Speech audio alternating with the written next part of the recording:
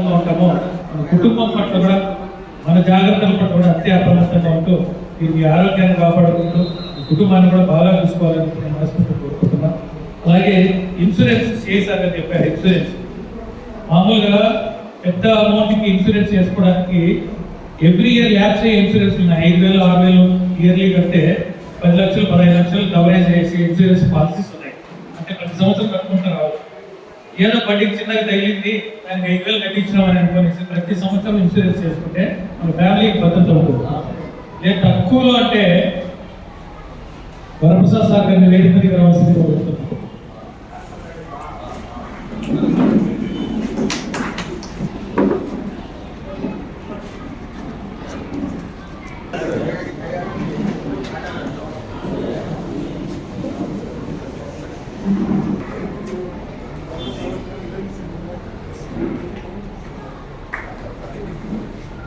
అభినందనలు ఎందుకంటే వీళ్ళు ఎలా కష్టపడింది.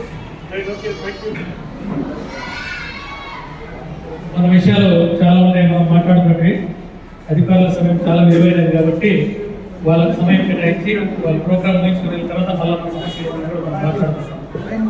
ఆ మినిమం ఇన్సూరెన్స్ కూడా ప్రైమ్ మినిస్టర్ జీవన్ జ్యోతి బీమా యోజన పాలసీ ఉంటుంది.